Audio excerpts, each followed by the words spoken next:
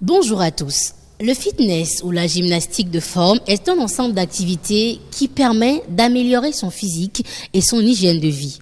Aujourd'hui, nous allons faire immersion dans le monde d'un coach sportif ou de fitness. Ce sera l'occasion pour nous de faire tomber les masques et de vous permettre d'en savoir plus sur ces personnes-là qui font sensation auprès de la gente féminine. Bienvenue dans votre émission Mon métier à moi.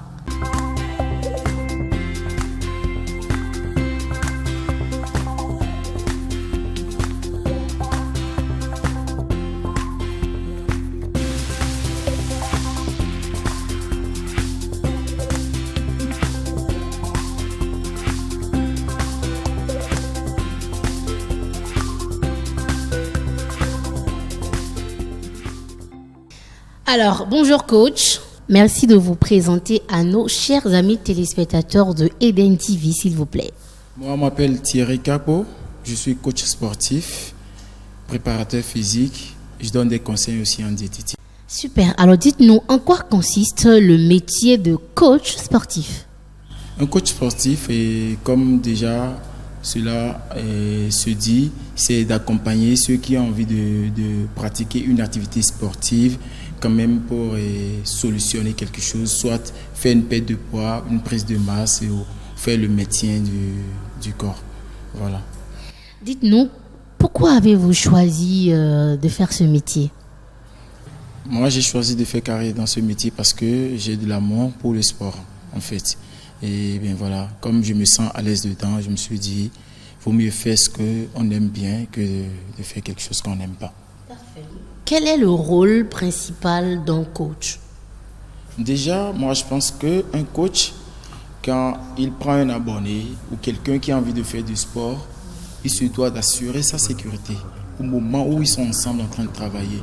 C'est d'abord de sécuriser l'endroit où le sport est en train de se passer, cette activité physique est en train de se passer, d'accord? Et sécuriser aussi l'intéressé même. C'est-à-dire que lui donner des exercices, mais veiller à ce que la personne exécute bien cet exercice, à ne pas se blesser en fait au cours de l'exécution de cet exercice. Et prendre aussi en considération déjà son état de santé bien au début. C'est-à-dire que est-ce que la personne est hypertendue, hypotendue ou diabétique et tout. Il y a ces facteurs-là, ces paramètres-là qui rentrent beaucoup en jeu parce qu'on ne peut pas soumettre quelqu'un qui souffre d'insuffisance cardiaque à une même activité physique que quelqu'un qui ne souffre pas d'une insuffisance cardiaque. Donc, il y a ces paramètres. Donc, le coach, en réalité, écoute d'abord. Il écoute le besoin maintenant de celui qui est en face de lui et lui propose des solutions et commence par pratiquer ces solutions-là sur ce dernier pour voir est-ce que c'est adapté vraiment à son profil. Si ce n'est pas adapté, on va réadapter maintenant avec le choix d'autres exercices, d'autres programmes et tout. Et puis si ça colle, voilà, on le fait, c'est un peu ça. Très intéressant, c'est donc un travail de longue haleine. Mais ce métier avec autant de spécificité, autant d'attention, est-ce que ça pourrait nourrir son homme? Est-ce que ça vous nourrit vous? Vous arrivez à satisfaire vos besoins? Bon, déjà, moi je pense qu'il y a la discipline. Il y a la discipline qui rentre en compte là, parce qu'il peut y avoir des coachs qui n'arrivent pas à joindre les deux bouts. Par contre, il y en a d'autres qui arrivent à joindre les deux bouts. Ça va de soi, parce que quand là où vous allez, c'est loin, il faut que vous puissiez quand même vous donner à fond. Parce que le coaching, ça peut se faire en salle, c'est-à-dire au gymnase, comme on le fait ici, mais ça peut se faire à domicile, ça peut se faire à distance. Et le coaching, ce n'est pas uniquement l'activité physique. Il y a aussi le conseil en diététique, parce que l'alimentation, ça constitue jusqu'à 60% du résultat à obtenir. Et tout cela, ça se vend. Ce n'est pas gratuitement. Parce que déjà, il faut veiller, il faut prendre beaucoup de paramètres en compte avant de proposer un programme alimentaire. Voyez un peu. Et déjà, par exemple, pour quelqu'un qui ne peut pas venir en salle, c'est-à-dire que la personne est tellement occupée au boulot, et le temps d'aller au boulot, de revenir à la maison, il se fait tard, la personne peut solliciter un coach. Et le coach va à domicile lui faire des séances, lui fait faire des séances, 3 séances par semaine, peut-être à 60 000 le mois.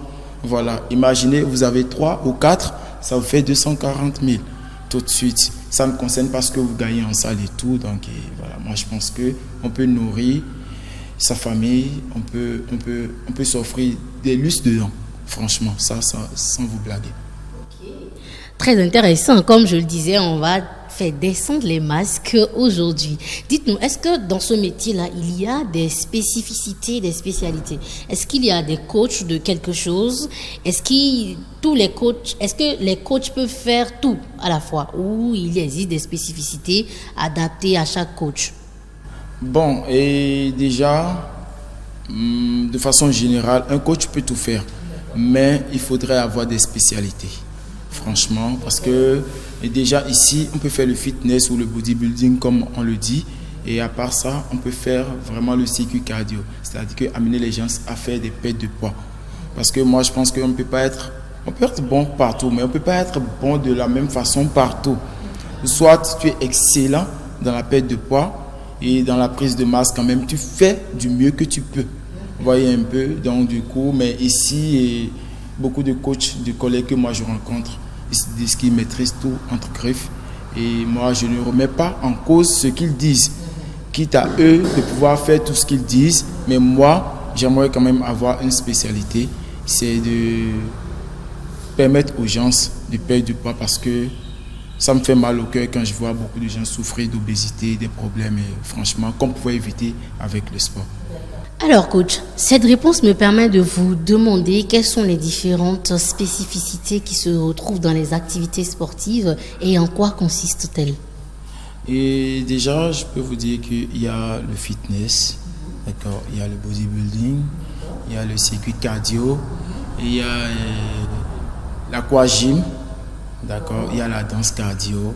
Voilà, il y en a beaucoup d'autres, mais bon, voilà, c'est les principales activités qu'on peut retrouver dedans. Voilà, c'est un peu ça. Quand on prend par exemple l'aquagym, ça c'est une gymnastique, mais qui se pratique plutôt dans l'eau, en fait. Ouais, un peu. Maintenant, la danse cardio, quand on prend cela, c'est qu'on fait du cardio, mais en dansant, simplement. Ouais, un peu. Mais le circuit cardio, ça se fait sur tatami ou terre ferme et tout, et voilà.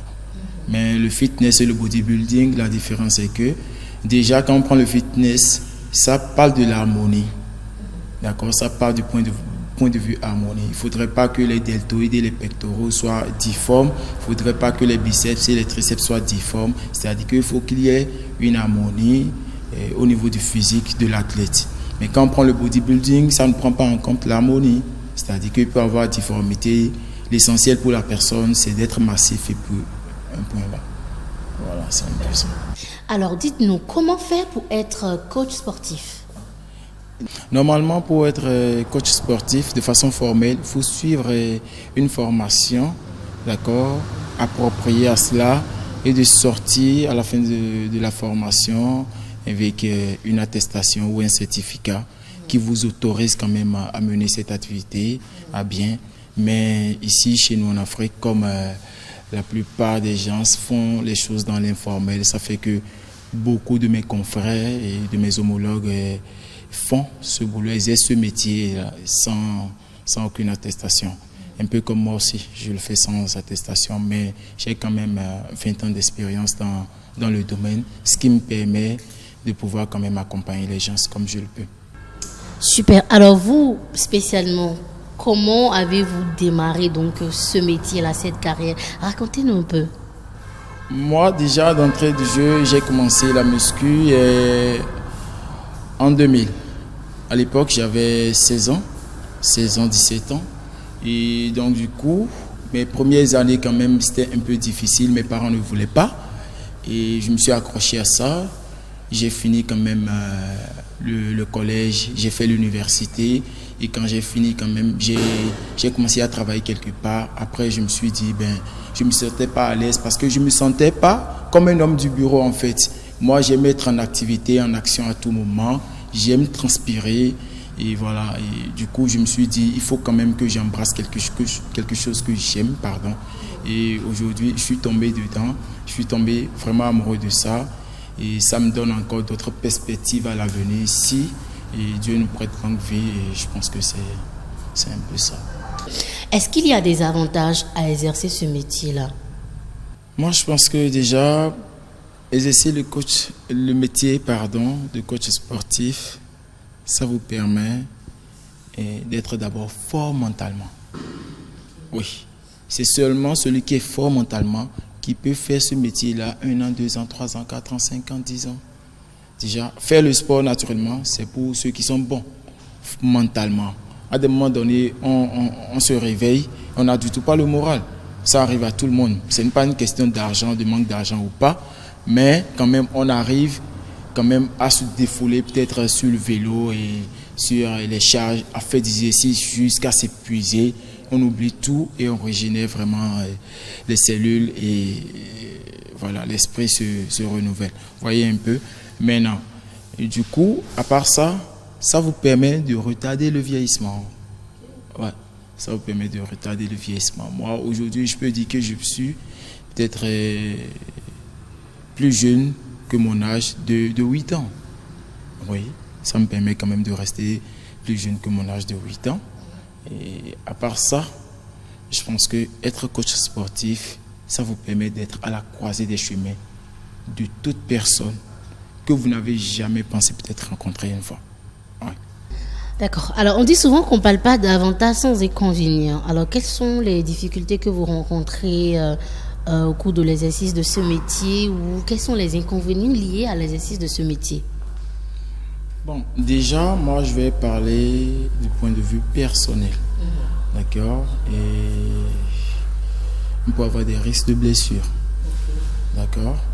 Et mis à part cela, je pense qu'on rencontre certaines personnes qui n'ont vraiment pas l'envie et on sent un forcing avant qu'ils ne viennent en fait.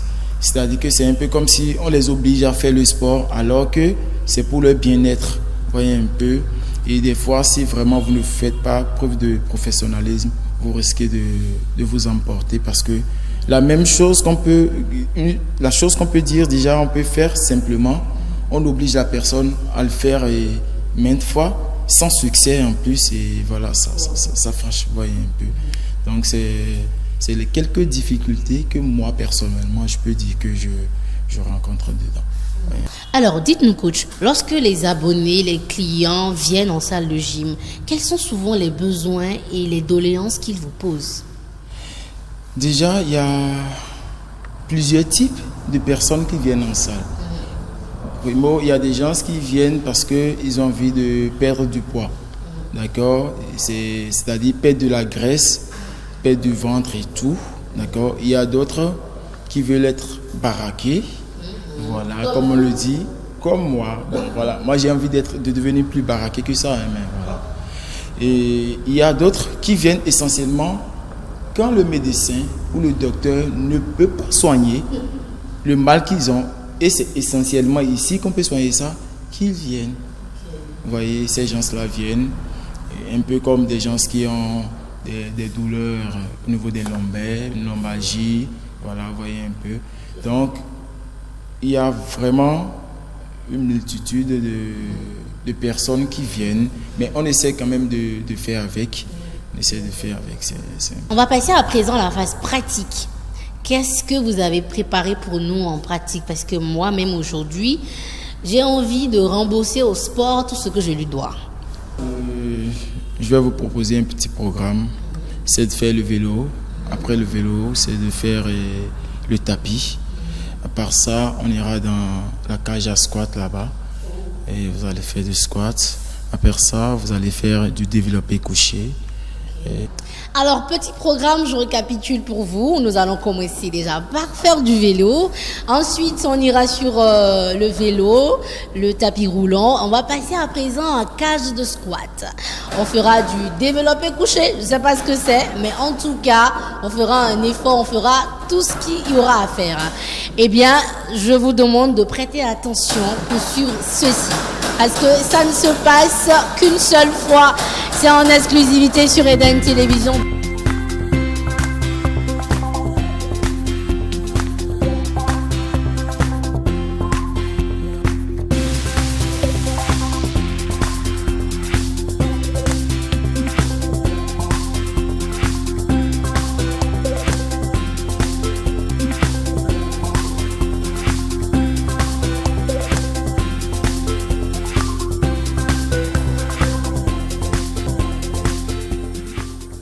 Donc là, madame, vous êtes en train de faire du vélo du spinning, comme on l'appelle, d'accord, dans le jargon technique, c'est du vélo du spinning. Et là, ça vous permet de réguler votre activité cardiaque. D'accord. Si vous avez une activité cardiaque qui est trop ralentie, ça va quand même permettre d'augmenter ça pour être à la normale.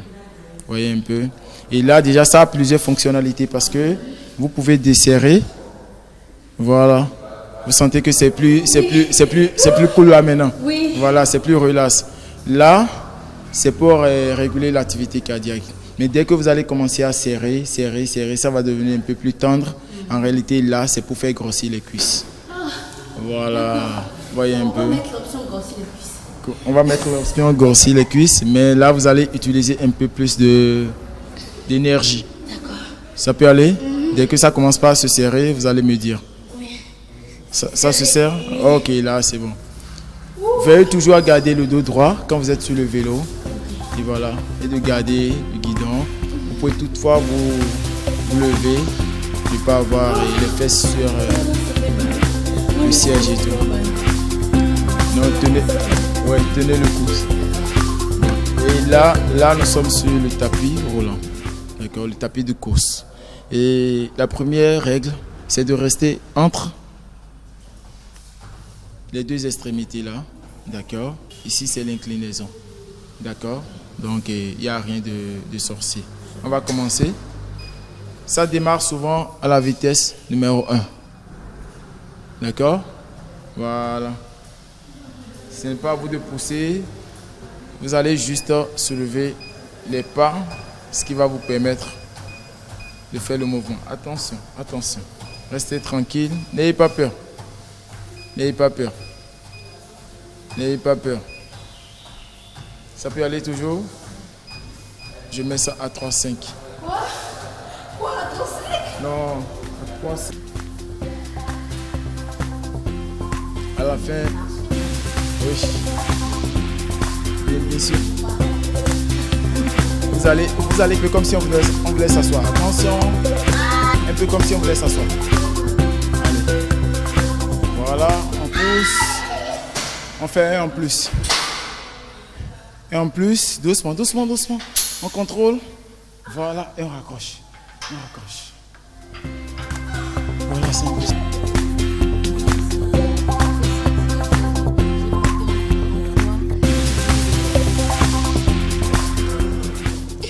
Alors, j'ai senti que j'avais porté un grand poids et que j'ai déposé tous les poids que j'avais sur moi.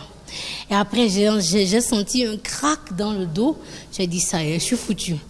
Mais après, j'ai senti toutes mes jambes, mes cuisses, mon dos, mon épaule, tout était en activité. Et là, maintenant, je suis vraiment essoufflée. C'est comme si j'avais couru des kilomètres. En tout cas, c'est une bonne sensation. Je pense que je vais me mettre au sport.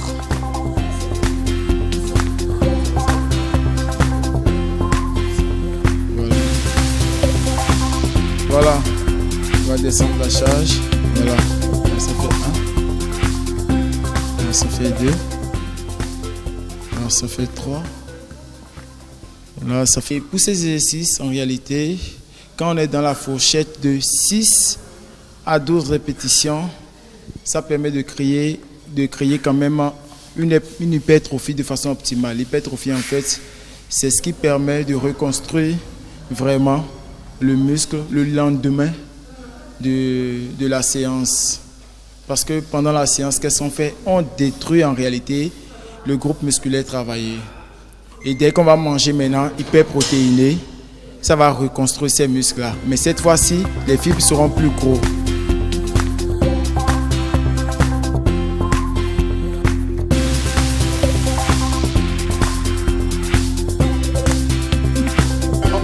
On appelle ça la fly. Le fly, en réalité, ça permet de travailler l'intérieur des pectoraux. Vous allez remarquer que quand il ferme, l'intérieur, d'accord, ça se contracte le plus. Et c'est là où il y a le plus de fibres. Il sollicite les fibres à l'intérieur.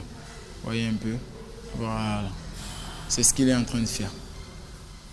Donc, il faut veiller à d'abord capter la sensation. Si vous allez trop derrière, que vous ne la sentez pas dans les épaules, ça c'est bien. Mais dès que vous commencez à sentir, ne serait-ce qu'une légère picotement, un picotement du moins, un léger picotement dans les épaules, vous arrêtez à ce niveau.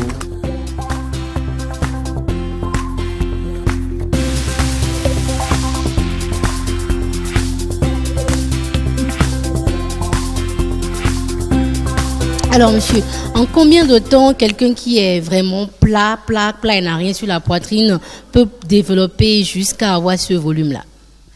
Bon, à vrai dire, pour commencer d'abord, il faut avoir la rigueur, le nombre de fois de répétition et de travail, d'entraînement par semaine.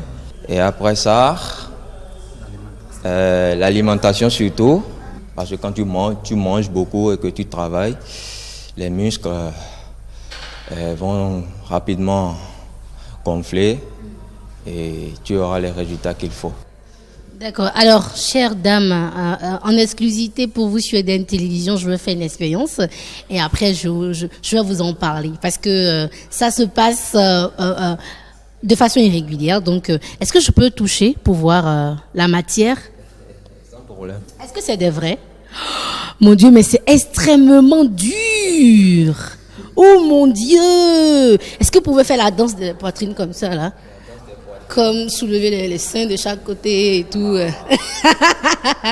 Voilà, c'est bon, c'est ça. Donc, c'est ce qu'on appelle les filles tablettes de chocolat. Voilà. Conclusion.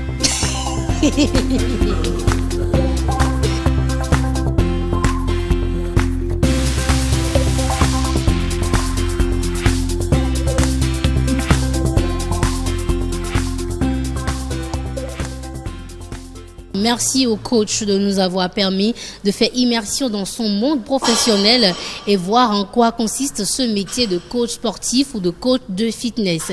Et vous qui nous regardez, qui n'avez pas encore commencé le sport, sachez que ce que moi j'ai retenu aujourd'hui, c'est que le sport peut vous guérir mentalement, psychologiquement et moralement. Et je peux vous rassurer, je peux vous l'assurer maintenant que je suis venue avec un tas de soucis et je rentre la tête vide.